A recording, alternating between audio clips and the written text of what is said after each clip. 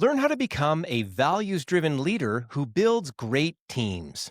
Winning with Randy Valk, president of Grassroots Landscaping and Irrigation, on today's episode of the Executive Wins Podcast. Welcome to the Executive Wins Podcast, where senior leaders share their biggest wins so you can get inspired and grow your business. Here's your host, Gordon Shepherd. Welcome to the Executive Wins Podcast, where senior leaders share their biggest wins so that you can get inspired and grow your business.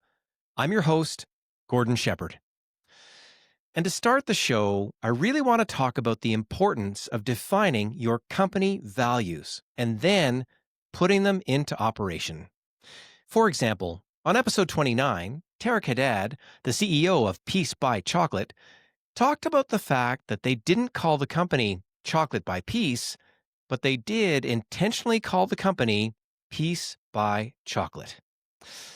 And they use the word peace as the acronym that expresses the values that his family stands for, which are passion, enthusiasm, advocacy, contribution, and excellence.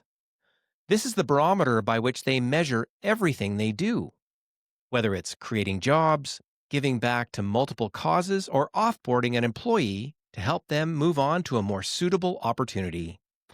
Or how about on episode 2, when Karen Unland, the co-founder of Taproot Publishing, talked about doing wellness check-ins at the beginning of every meeting with her remote work team. And that's because wellness is a value that is foundational for her company. This approach also helps them to attract people that also value wellness, so hiring and retention is way easier. Now, this is the type of impact that you get from defining your values and practicing them on a daily basis. So, if you're a leader who is ready to really implement your values and you're looking for inspiration, then I suggest that you check out these episodes and all of the past episodes on the Executive Wins Podcast. I also want to let you know that the Executive Wins Podcast is the winner of the 2025 Best New Podcast Award in the Quill Podcasting Awards. It is a real honor to know that this show has been recognized in its first year of production. Another way the show is being recognized, well, that's by you, because the Executive Wins Podcast has surpassed 23,000 views on YouTube and more than 14,000 minutes of watch time, along with having over 1,000 downloads on Apple Podcasts, Spotify, and wherever you listen. Leaders who put values first by sharing their biggest wins so that you can learn and grow your business. Now that is what you get on the Executive Wins Podcast. On today's episode, you'll learn how to become a values-driven leader who builds great teams. Winning with Randy Valk, president of Grassroots Landscaping and Irrigation. I also want to let you know that today's episode is brought to you by Executive Wins Facilitation Services. If you need an objective, experienced facilitator to help with strategic planning, an innovative corporate retreat, or perhaps you need to bring together 100-plus people to have a high-impact day that moves your goals forward. If so, then I suggest that you reach out to me directly. In every engagement, I work before, during, and after to make sure that you have a successful meeting. My approach has been described as assertively kind, and I often say that because I'm not in the family, I'll be able to help everyone involved say what needs to be said. Here's a testimonial from Janice Baskin, manager for the Edmonton Regional Innovation Network, who hired me to facilitate a large stakeholder session. I had the pleasure of working with Gordon Shepherd, who facilitated a large-scale planning and networking day for the Edmonton Regional Innovation Network. Gord was incredibly organized, professional, and detailed throughout the entire process. His confidence and extensive experience were evident in how he handled everything from planning to delivery. On the day of the event, he expertly engaged stakeholders from multiple organizations in strategic sessions and skillfully led a panel of entrepreneurs. His diplomatic approach, combined with his talent for drawing out valuable insights from a crowd, made the entire process seamless. I was thoroughly impressed with his work. His leadership was key in the success of our event, and I would highly recommend his services. With 25 plus years of experience, along with insights from facilitating sessions for multiple clients across sectors, along with formal training through my MBA and ProSci Change Management certification, I'm a facilitator who can help you get the most out of your event while ensuring that it moves your strategic goals forward. So if you're a leader who needs to hire a confident facilitator to help you get solid results, then you can get in touch with me directly at gord@executivewins.com or visit the executivewins.com website to learn more. And now on to today's show. We are lucky to be joined by Randy Valk, CEO of Grassroots Landscaping and Irrigation, a company that successfully executes specialized construction projects across Western Canada. You can learn about their work at justaddwater.ca. That's justaddwater.ca. On this episode, you'll hear how Randy made the transition from employee to business owner to well-rounded leader. And I say that because it wasn't until 2 years into owning the business that Randy really dug in to what it takes to become a leader who builds great teams. Since then, he has read the success literature, attended the best business practice events, and most notably, he has applied what he has learned. He rewards mistakes and makes sure that the company values are printed on the daily task forms that his workers fill in, so they can talk about those values and put them into action. This episode is a masterclass for leaders who want to up their game and grow their businesses. I also want to remind you that this interview follows a specific format that I created called The Anatomy of a Win to help you learn the strategy, work plan, people, operations, and results behind every business win that you hear on the show. I really do hope that you can use this approach to reach your next business milestone. And now here's Randy Valk with his executive win. Randy, welcome to the show. Thank you very much. Glad to be here, Gord. Well, it's just outstanding to have you here for so many different reasons. I had a chance to run into you at a technology event where you were receiving an award for doing good in the world that everybody needs to discover in terms of what you're looking forward to help me and help all of us really look forward in the water conservation area. Unfortunately, that's not what we're here to talk about today, but that's one of those big ideas that you're kind of moving forward, and I hope people reach out to learn about that. You're a family guy. You've been around sort of a bunch of sort of the industry in the golf area and all kinds of, if I get it wrong, like landscaping, irrigation. You're an expert in those areas. You're being, seeped in those things as well. But, that's just sort of me introducing you a little bit. There's a lot of people that want to get to know you better. If they're listening to this podcast right now, if you had to introduce yourself, what's sort of the main things that you would say? I think you touched on a lot of really good things there. I would definitely say, family man, got a great wife, 2 lovely kids. And I would say probably somebody who got really fortunate back in 2020 and managed to acquire a business that had been in existence for 44 years at that time. And that's been a life-changing moment. And now I'm just trying to navigate the waters of how to build a great team and do great things with a great business. Well, congratulations on getting that sort of thing.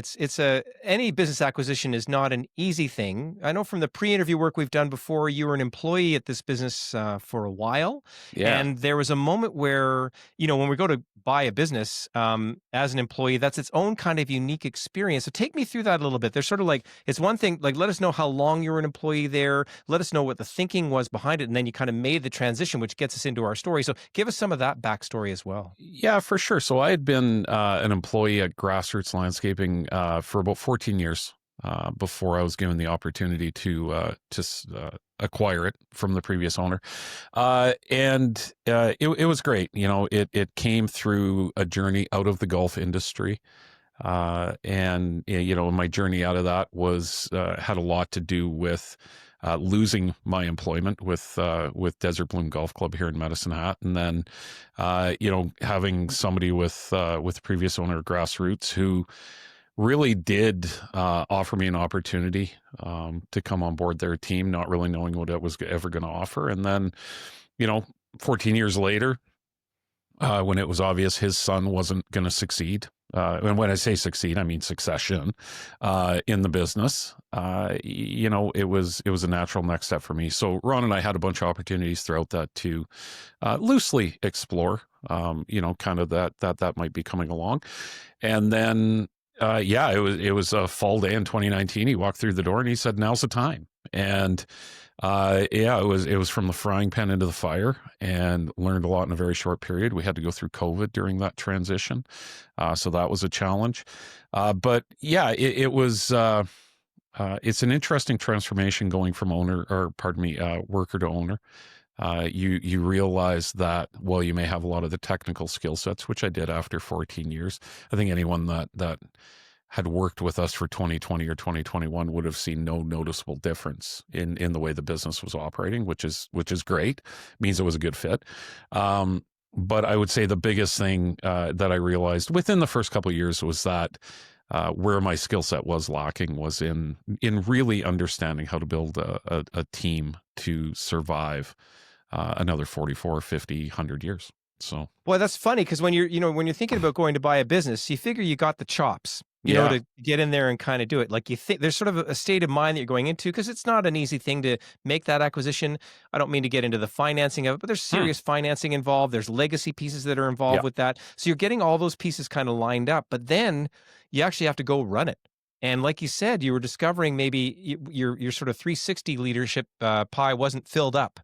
Is that fair? Yeah, that is fair. And I think there's a lot of people that run great entrepreneurial businesses that are owner operator businesses, right? And for me, I wanted more than that. I would like to be able to see Grassroots grow and expand, possibly into other markets. And along with that, I've got my family involved in the business, and so I'd like to be able to see that this business succeed well past their time here.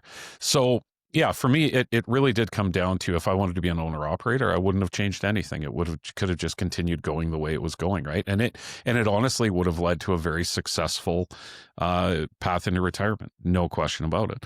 But that wasn't my vision for what Grassroots could be. Interesting. So why? So that's really interesting to me now. What is it Yeah, about you that didn't want to coast? Like, what is it in your makeup that, I mean, if you could coast, that's one thing, but you didn't want to, right? I So wonder how if it's come? just because of when it happened in my life. It happened when I was, what would I have been? I guess 45 years old, 46 years old. Uh, and it probably would have been the easiest time to coast. But I think because throughout that lead up uh, to being 45 or 46, I'd always wanted to own my own business. And so then when you finally get the moment, it's kind of like you become a kid again, right? And you throw age out the window. It doesn't matter anymore. Now you're like, I'm 25, 30 years old. I've got my own business, and let's go. And also, Gord, I think a big part of it is just looking behind you, and seeing a great group of people in behind you, and some of those people are your family, your children, and knowing that if I do coast right now, which would have been the easy thing to do, what does that mean for them, right? And so yeah, it was step on the gas pedal and let's go. So Thank you so much for taking a shot at becoming a kid again. What a great moment in time in terms of still am. and still are, right? Because you're in Yeah. that sort of journey. And I just have to dig in because I know, having spent a little bit of time with you before the interview, is there's something transformative Mhm. in when you got the business, you get in for the first couple of years, but then you started to bolt in and really kind of get into becoming the leader that you are today, becoming and continuing the trend. So take me on that little bit of a journey because we really need to understand that part of the story here. Yeah, and I think this is the business purchase was in 2020, the acquisition, and 2022 we did a strategic plan through BDC, actually Business Development Canada, and it was great. We went through drafting out the mission, vision, core values. You figure out your market segments, your anything that a strat plan does, we went through. But the interesting thing was when we first started it, the consultant that came in through BDC to do it, he said, before we get started, I want you and your team. There were, I think, 6 of us in the room doing this. He said, I want you guys to go through this book before we get started. And the book was Leadership by John Maxwell. And the timing was great. Christmas season came upon us, and I had some time over the break to be able to really kind of dive into this. And I would say that was the catalyst. That was the moment where I realized, oh wow, okay, so if I want to be able to give, I have to have something to give, and in order for that to happen, I have to um, invest in myself and invest in my own development journey, and so that would have been the catalyst for sure. And since then, I think I've invested heavily in my journey, whether it's a John Maxwell, Jim Collins, Pat Lencioni, Jim Rohn, Peter Drucker, you name it. There's so much incredible advice out there at our fingertips, or in our earbuds nowadays. How much easier has that gotten, right? And so yeah, just dove into it and went really heavy, and then uh, took everything I was learning and really just tried to implement it here at Grassroots and in other areas of my life. And it's been great. I've been in rooms with some pretty incredible and successful people, and you just soak up those moments and try to bring them forward. I think the one key thing would be for anyone leading a team, it's really hard to encourage others to be better unless you're willing to also invest in yourself to be better. And that to me is the biggest takeaway. There's Jim Rohn has a quote, I'll do better. I'll do better for me. Uh, I'll work on me so I can do better for you. You work on you so you can do better for me. Right. And it really does come down to how are you managing yourself? So yeah, that was kind of my aha moment, I guess. Well, thank you for being a reader, and thank you for being an applier of the reading. It's one thing to read the book, it's another thing to actually integrate it into the reality. And Yeah. I think your phrase in one of our pre-interview moments was, "You can't give what you don't have." You've said that so Yeah. well. Is that fair? Yeah, that is fair. Yeah, I have a sign in my office: be a river, not a reservoir. Our reservoirs will fill up with all the information we gather, but our job as leaders is to continue to pass that information out, which means you always have a void, right? And so what are you doing to fill that void? And I think when we go back to the whole coasting, working hard aspect, that was it, is I wanted to be able to just keep filling myself up and keep pouring it out, and seeing these incredible young people around me develop and grow into better versions of themselves. So yeah. Well, that's so lucky, and that takes me to a moment in the conversation where I always want to jump in and say, if you had to describe your biggest win in Hmm. this journey that you've been on in your business, what would that win be, and how would you describe it? It's pretty simple. It's one word. It's people. I think the journey we've been on with our people in Grassroots, and I would even say in personal life, to be honest with you, because there's been transitions there as well, is huge over the last 5 years. When I look at the group we have in front of us now compared to even last year, when we first went through the strat plan, Gordon, and we did the mission, vision, core values. This is something you and I briefly touched on as well. The easiest thing you do is you do the strat plan. It gets put in a binder. You throw it on the bookshelf, and it sits there collecting dust. But you feel good, right? Because you feel like you made some progress in your business. We did this. We have this documented, but it really isn't doing anything. Then a little something changes. You're like, I'm going to put them on the wall. So you go put them on the wall. Maybe a fancy picture below it. But again, it's existing in a space.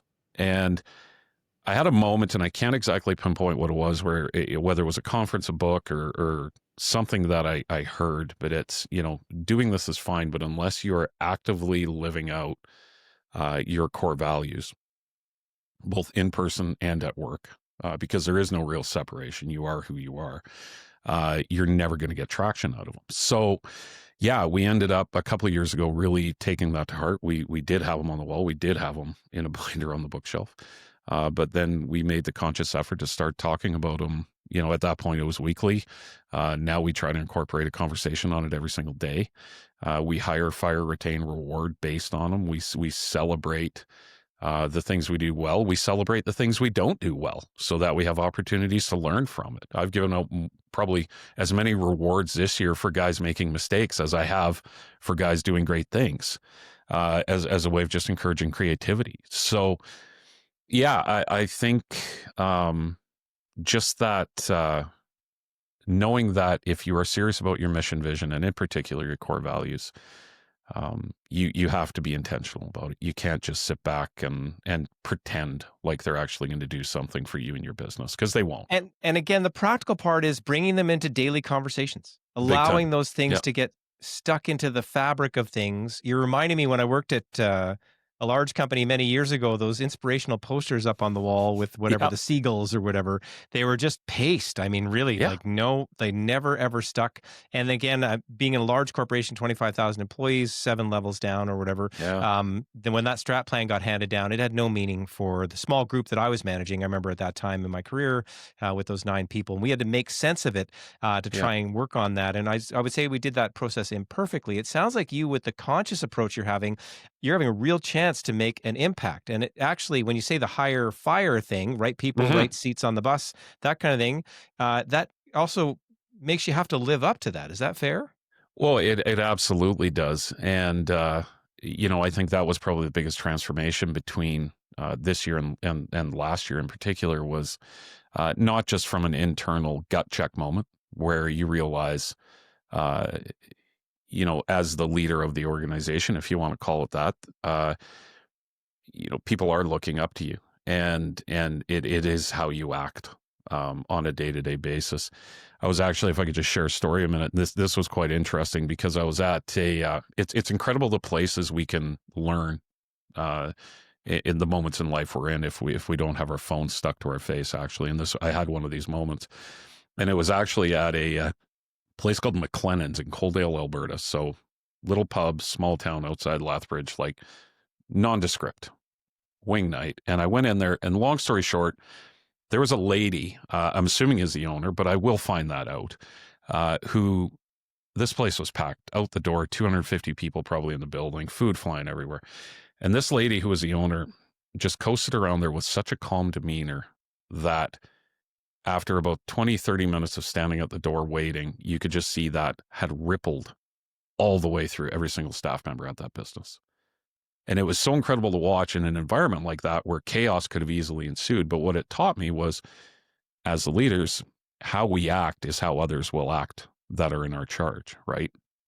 And whether you're a parent, whether you're the head of a business, anything, it's people do learn from how we behave. And in that moment, I saw a group of people all pulling the same direction in a calm, collected manner. Customers were happy, staff were happy, and it was just, yeah, it was a really interesting moment to learn from, actually. I'm so glad you shared that story, because it's like when you buy your truck and then you suddenly only see that same truck on the road. I can hear when you do the leadership intentionality, you can see the leadership moments everywhere. It's not reserved for my MBA or anything like that. It No. really is that moment to moment. Where can I see those lessons? How can I? And so you're in that continual improvement mode that's going to go on for the rest of your life, because you're not coasting, you're being very intentional. And I know with those bigger things that we were describing, not only are you going to impact your family business now that you have going, the customers that you have, but these bigger ideas are going to come into play. And you've got unlimited runway for these next 4 and 5 decades. I can hear it. It's just I hope so. what an exciting moment that you got kind Yeah. of going, and for where you're at for this transition in your life. So the win is people. Love it. Yeah. Very eloquent in terms of what it is. I always jump in and I want to explore the anatomy of a win. So what is the Sure. strategy, the work plan, the people, operations, and results behind getting this win at this time? Hmm. Strategically, we have, like you said, vision, mission, values, practicing them along the way. What's the strategic highlight behind getting this win, do you think, at this time? Yeah, I think the strategic highlight right now is, if I can draw on Jim Collins a little bit, he kind of coined the right people on the bus in the right seats. And really that it is once you get the right team in place, it'll actually help you to find the direction that you're going to go. With where we're at in the business, especially when we think about growth and possible, strategic acquisition into different markets, whatever, we're being, I would say the biggest win we have right now is we're really starting to find a great group of people in those key leadership seats. And what that is allowing us to do is very cautiously ensure that this business and us as leaders is ready for the moment where that opportunity presents itself. And again, I'm going to draw on Collins, like we're firing some little calibrated bullets before we're firing the cannonball. And I would actually say it's kind of the same thing with people. We're testing the waters in a few areas right now with some of our internal team just to see how they are equipped to possibly shift into a more leadership position. So, I think strategically, Gord, it really is just having a really great upper leadership team that is fully committed to the values. We really haven't even brought a lot of this structure, like other than talking about the values, we haven't brought it down yet because now isn't the time, because it would feel too unconvincing, I think. So So I you've think got the right path, now, you've got the yeah, pathway in mind, and you know that you're building this foundation through an intentional chunk of learning. yep, We had them in a binder, we had it on the wall, but then we lived it. That's a foundational approach. We've got foundational things in knowing that if a leader is going to fit, they have to fit into the values that we've agreed upon. And we know that there's, possible leadership changes that you've made along the way, but now you're getting to that right place. That's a very mature place to do business and a really solid place to do it from, because it's going to carry from that core. You already can see probably how it's impacting your clients, and we could get into that area as well for how the work is going, how the jobs are running. I'm sure it's impacting it there already. yeah, And you haven't even gotten to maybe even sort of a deeper level of structure and operation, but the people thing is the win. We've got this strategic highlight in place. It's very conscious the way you're doing things. Anytime we have a strategy, we need a work plan. There's a hmm, timeline to things. And you've already yeah. started to describe that to me. I was an employee. Then I made the acquisition, I think in 2019, 2020. She got it there. 2020, yeah, 2020, 2020, and we get these 2 years in, get it under your belt. It was running, but I'm yeah. not going to be an unconscious leader. I'm going to be a conscious leader. That's what you're saying along the way. There's this timeline. So, in terms of the highlights of getting that in place, it didn't show up for those first couple of years. No. But now it does. So, like, how many years in does it take to get to this good people win? Is it just now, or was it sort of year 3, year 4? And then explain that a little bit for me for a highlight. So yeah, I would say it's going to depend. The way I would really put it, it's going to depend when you kick that dusty binder off the shelf, if you've got one. I think that's really going to dictate how quickly you're going to be able to do this. From the time we did kick the dusty binder off the shelf and then decided not to just have window dressing on the walls, it's been a couple of years. And I think we're close. I'd say we're very close. But it is funny because even within that, people you had mentioned earlier how we're going to see the successes of that with our clients and everything else. You know what the funny thing is, when you hire for people that are just good people that hold the core values that you hold dear and your business holds dear, and a lot of the times those people won't check the technical boxes. We have made an amazing amount of mistakes this year. Just an amazing amount of mistakes this year. And I actually have a couple of my staff that are incredibly confused with me. They're approaching 50 and they don't understand why I'm not frustrated with the mistakes being made. And my answer is simple, because we have a great group of people that we're all learning, right? And we're having fun doing it. So, going back to the lady in the bar, I'm trying to approach it calmly. Yeah, do you get frustrated? Of course you get frustrated. But at the same time, is yelling and stomping my feet going to solve the solution any quicker or make anybody learn any better? Of course not. So, I think a couple of years, Gord, probably for sure. But it really, honestly, just depends on how hard you want to go at it, like what your version of intentionality really is. Mine, I'm a both feet into the deep end of the pool. Not a lot of people are that way. So for me, I think it's moved pretty quick. I think it could take significantly longer. Yeah. I love that. And by the way, in the interviews that I've been doing with senior leaders on the podcast, I'm hearing 5 years, 10 years. Yeah. So that sort of natural course of things, because there's your own internal work you've done that continues, then there's getting this thing to shift. I heard earlier that you reward mistakes. Again, you're shifting the culture when you do that kind of thing. Like, that's a really interesting way to go at things, but you can see then you've absorbed the best of all this business literature, and it's real. It works. Yeah. And you know that you're gonna have to go through some stuff to get to even further to the good stuff. Well, that's just remarkable that you've been able to do that. And the Zen, whatever you got going internally for your own heart health, to not have to go in and scream and yell, because you came from an industry maybe that wouldn't have modeled that. I'm going to guess if we went back in sort of, right? Oh yeah, no, construction industry as a whole is about as old school as you can get. Like it is scream and yell, right? It's actually funny because that whole accepting of failure, if you want to call it. I had an opportunity last year at a conference I went to see Amy Edmondson, and she's a Harvard professor, but she wrote a book, the Right Kind of Wrong, and it really does talk about creating a safe workplace.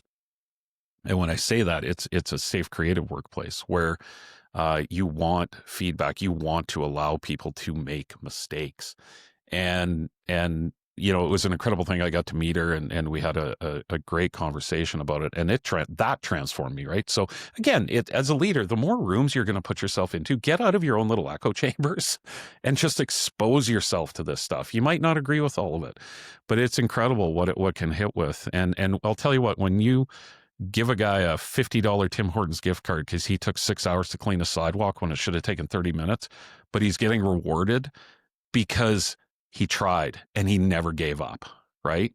And that's what's good. And since then, Gord, that young man who's 23 years old has continued to make brave decisions, right? Because he doesn't have a fear that the mistake he's going to make is going to be punished. That speaks to the long-term vision that your company is Yeah. in, and how lucky that you get to practice that, and how lucky that this group of people at this moment in time, it speaks to scaling, it speaks to external stakeholders looking in and saying, what are you doing? Oh my goodness, isn't that, it's on trend for getting away from old school heart Yep. attack type stuff. And wow, that's congratulations on walking the talk, which you set out to do, right? So we've got It's this fun strategy. confusing people. It's the construction. Anyway, there's a zillion strands I need to go down, but I'll try and keep on this conversation for a second and say, we've got a win, which is people. We've got a strategy and a work plan that we've talked through a little bit. And then the third part is actually the people themselves, which you've described a lot. You've described, it's funny, I wanted to take you back because you said you were reading that book Somewhere South, that first Maxwell book. Is that right? What was the moment what page did you hit? What was the moment that started to bust you up when you were reading that at some resort and you knew that you were about to make start this transformative journey? Yeah, well, I would say I was actually reading it in a house in the jungle in just outside La Fortuna, Costa Rica, and we no TV, no cell service, so it was the absolute perfect environment. I'm not sure I would pinpoint a page other than because it's not a long read. But I think what it was getting through a chapter and then doing the workbook on it, right? So not actually just sitting down and reading a book, but actually sitting down, reading a section, and then doing the work on it. And then by doing that, the work you do on chapter one kind of helps frame how you're even going to interpret chapter two. And I think that was the intention behind, Rick at that time having us go through this book. And yeah, I think it was just the fact that it was a workbook, not just a read. And you had your own thoughts to look at and reflect on. So I love what you're yeah. describing, because the idea of intentionality around that, as opposed to, and I've seen fatigue from this in a lot of small to medium-sized businesses. Do I have to go take that course? It was a waste of my time or whatever. But you're saying, no, just in time, I had the book, I had the workbook. It was a modality that suited you. That's the other thing too, is that modality suited you and you're able to get in there and apply it as you're kind of going forward. So we hear your people part, and then your attitude through that journey has been a chance to sort of, you were in a certain place, you took yourself through, and you've gone through your peaks and valleys of business ownership as you're going, and you're still in an imperfect world, but you know where you're headed, which is interesting to me. And we've heard that along the way. Attitudes of some of the people involved. You've got younger people that are now in an environment where they're not worried about making mistakes anymore. So they get to sort of come along for the ride. You know that you're intentionally leading your family and the employees. Any other highlights from sort of key people and attitudes that have made this success story occur? Yeah, there's a ton, and it's an ever evolving list. From a personal standpoint, obviously, I'm going to focus on family first.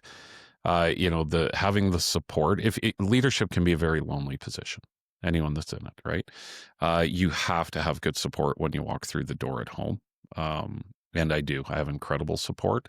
I've got two great kids, but other than that, it really is just surrounding yourself with there's the saying, you become the five people you surround yourself with, right? Or the average of the five people. And it is true. And I think whether it's, people from my faith or people from work or, a limited friend group, but a friend group, it's just having all those people in your corner that are there to cheer with you when you're successful and there to have a shoulder to, you know, cry on when things aren't going so well or whatever. It's just, yeah, at the end of the day, it all comes down to the people that I've been fortunate enough and blessed to have in my corner and around me. So you've got them there, you've got Yep. yourself, and now a filter, a strong filter for the new people that you allow in, probably in Yeah. any area of your life, but certainly in your business, which you know is going to contribute towards that growth in the future. Funny enough, I'm 35 episodes in on the podcast, and Okay. part of the intentionality of that Congratulations. was meeting people like you, which I now filter out and speak to audiences with, Yeah. speak in individual conversations with. So what am I referencing? I love Jim Collins and I love Rome, but I also love Dr. Jody Abbott, who's the executive director of the University Hospital Foundation, CEO there in Edmonton. And I'll give you a little piece that you're reminding me about, because one of the things that she did to give an indication of her culture that she was looking for when she led that organization with her CFO was she changed the first part of the CFO's title to Chief Catalyst. Yeah. Imagine how the CFO is going to react from being a traditional CFO to saying, I'm entering a CFO. I'm the chief catalyst. She says, I need agility. It's going to speak to what we're doing. But again, intentionality around that. So part of my expanded world has just been knowing people 40 minutes at a time. I talk like I know people very well, but it's funny. These 40-minute conversations are it's like the deep reading that you're doing, and I'm getting lucky to do it. Strategy, work plan, people is three things that we talked about in the anatomy of a win. Operationally, we have to operationalize things to get a win. And so I don't mean to go on and on. Is it policies, procedures, tailgate talks? What gets this sort of win to operationalize, I think, would be, what highlight can we get there? Yeah, that's actually a great question, because I think that often goes missed, to be honest with you, especially when you do, kind of what I said, we're really focused at the upper level, but then, ingraining that culture and the core values at the operational level. Toolbox talks for sure. Every single Monday with the group. That's where we actually even integrated onto our Toolbox forum, where we have the core value discussion for the point. Underneath that, we have our impact statement for 2025, which is maintain excellence. So we have to speak on those two things. And within the top one, there's those core values. We pick one of the core values for that week, and then we identify somebody who's exemplified that core value over the previous 7 days, and then they get rewarded for that. So yeah, every single week someone is getting recognized. And sometimes it's not all good. I did one the other day where with our team, I brought out quality. That's one of our core values. But it was because we had let it slip. We did a few things that weren't at maintaining excellence. But within that, that was a learning opportunity. So again, instead of just kind of letting it slide by or getting mad about it, there's an opportunity all the time to be able to talk about it in a productive fashion and then improve from it. So, and again, there was a reward given out from that. So yeah, so it's been fun, but operationally, that's it for sure. Well, and again, I'm just going to go. So we had it, we didn't have it, then we had it in a binder, then we had it on the wall, then we started to talk about it, then we got it in a form. Yep. And the form is daily front facing. I know there's another workshop that I teach about effective meetings. I'm like, can you put your vision statement on every agenda that you send out? 100%. And they're blown away by that. They're like, what do you mean? Like, what? And you've actually done it even better than me there. You've said, we've got the value that we can talk about there. And you said, we've got our year statement, which then gets into EOS. And we start to get into that level, right? We do the EOS. And you guys, you know what I mean? So you can see the entrepreneur operating system for the people that haven't heard about it. That's the gift of investing in those systemic approaches to your business, because then that's what gets onto your form and that's what gives you the daily thing. And if you track your quality data, it's going to get better, but the form is a huge part of making that occur. And it's funny because now you've given me, so I gave you an idea, you gave me an idea, because I'm now going on our Toolbox forum, instead of actually just having a blank spot that says core value, I'm actually going to put the core values where we can now checkbox it. Because again, the more you see it, the more you get it, the more you learn it and everything else. So we both came away with a win on that. I love it. And that's that multiplier effect of good minds getting together to pull out the good stories. And I can't wait for the leaders to listen to this episode, because we're learning such a ton. Anyway, we've gone through the win. People, eloquently said. One word. That's the best. That's the first one word win that I've heard, by the way. It's fantastic. Right on. anatomy of win, strategy, work plan, people, operationally. We got some highlights out of each of those areas to see why that's occurring. We know a little bit more about you and your journey. Finally, we get to results. There are Mhm. quantitative and qualitative results. On the quantitative side, we hear that there's a different leadership team makeup in just number of Yep. people, for example, that you had alluded to earlier, where that occurs. So that's different. So the makeup of people on the team itself, the is quantitative, and then there's qualitative elements as well. For you, if you had to sort of point out quantitative, qualitative highlights, I picked up on maybe one there, but are there other ones that you can point out for getting this win to occur? I would say on the quantitative side, it's an acceptance that building a good team, there is no cookie cutter for it. And I think one of the scariest things, and it's funny because Collins, often refers to this, is there can be a significant gap when you want to go down this road of hiring people first, or getting the right people on the bus in the right seats. It often has to happen, and the way he puts it, it does have to happen b- before you're actually even generating the income that these people are going to help you generate, right? And so that's a huge fear factor, and I think that probably is one of the things that does stop people dead in their tracks, is going, holy smokes, I have to invest in all of this with the goal of this, but is you don't know, it's the great unknown, right? um so I would say, from my end, quantitative wise, we're going to end up with uh more expenses on the labor side, if you want to call it, at the upper labor side, knowing where I want to go. And that can be challenging. That's a head scratcher some days, and kind of scary.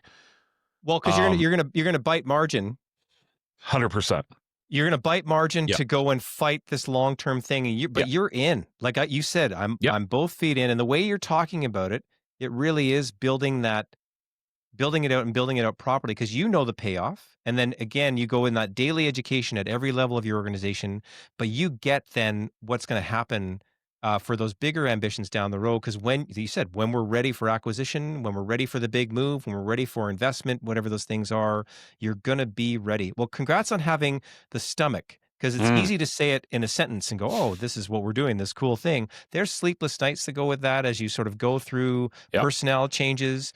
You go through hiring, because hiring now is more complex, and there's Big got to time. be it's long on. What is it? Slow to hire, fast to You fire, right? you have slow to hire, fast to fire. Yep. Yeah, and And I that's think most absolutely most essential. leaders would probably say they're too slow to fire. But you're not going to be, because you're going to be living Nope. up to these values now, and you know that the people around you can't do it. So that head scratching that you're in, funny enough, you've got some confidence in head scratching, so you at least have that, and then the people around you can kind of wonder, but they're starting to see that too. Well, Yeah. anyway, so good. Yeah. That's quantitative. Qualitatively, how does this journey feel like over this time? What's the It feels qualitative? good. It's transformative, Gord. And it isn't just, you feel better inside when you see people developing around you. That's just, uh, it's an incredible feeling when you see people doing things they probably didn't think they could do. Uh, and for us, a big part of what we do is community. We're in Medicine Hat. Uh, we do a lot of city projects, and it's easy for us to look at the city of Medicine Hat as say our number one client. But at the end of the day, the city of Medicine Hat is funded by the taxpayer of Medicine Hat. So to me, we have, every community we work in, we have a responsibility to ensure that we're giving back to that community as well. And we try to find as many different ways as we can to do that, and try to get a little bit creative. But yeah, I would say, just in seeing the people develop, seeing young men and women become better versions of themselves when they hopefully stay or go, and hopefully seeing a community that's, we're going to help make better. How lucky to be find a mid-40s leader who was in a certain 51. there. Well, no, but I'm saying, when you got this journey, when you got started on this acquisition, so you're a worker, Mm-hmm. you probably could have been a worker. Do Yeah. you know what I mean? Then you Yeah. bought a business, and then you're like, well, I could have just coasted along, and Yeah. then you actually put in the reps, which are now, you sound like a little kid. who's just opened up Pandora's box to go and start to pick out the pieces, along with a business that can cash flow. It's a good business, right? This 44-year history, it's a good business, and you understand the business well enough that you're not going to get caught out, that you can put this full implementation into place. Is that fair? Yeah, and I would say that is when I say a blessing, or a blessing even to own the business. That it isn't easy. You're right. I'm not going to call it, I feel like, have a safety net, because, you still have to be responsible to your balance sheet, right? And we are very responsible to our balance sheet with the work we do.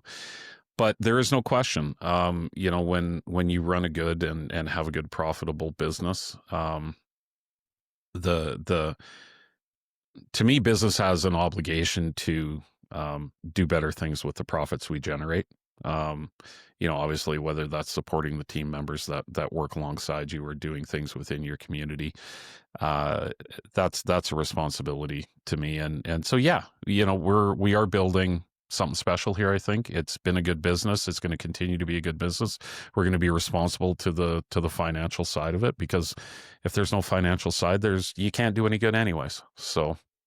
Love it. And just to get us out of here, I always like to just sort of, come to the end and say, if you met 45-year-old you from a leadership perspective and you had a chance to say a few sentences, and this is for the leaders that are maybe listening to start their reading journey, to start their own internal transformation, what would you suggest to them to kind of get that started? Or, what advice would you sort of pass along?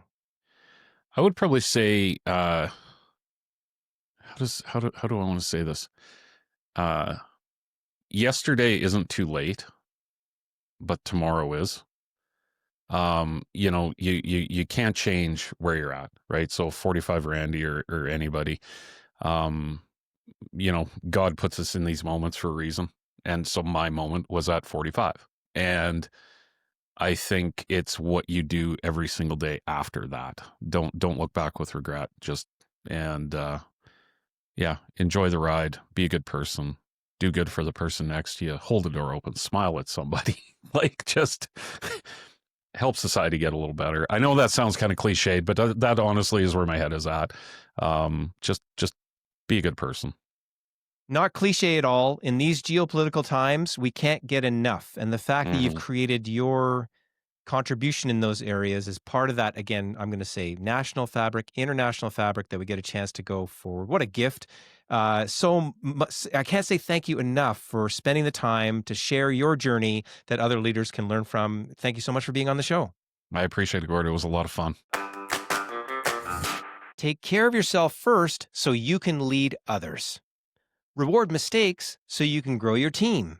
And never coast. That is how Randy Valk and his team win every day. Thank you, Randy, for your inspiring win. And if you enjoyed listening to this episode, then make sure to check out our upcoming episodes, which include how an Alberta startup is improving women's reproductive health, winning with director Randy Duguay and Sarah Harper, CEO of My Fertility Labs. And if you're a leader who really wants to learn how the Executive Wins coaching session can help you to grow your confidence and inspire your team, then visit executivewins.com to learn how. You can also subscribe to the Executive Wins newsletter to stay up to date on the podcast, live events, education opportunities, and more. Visit executivewins.com/newsletter to sign up.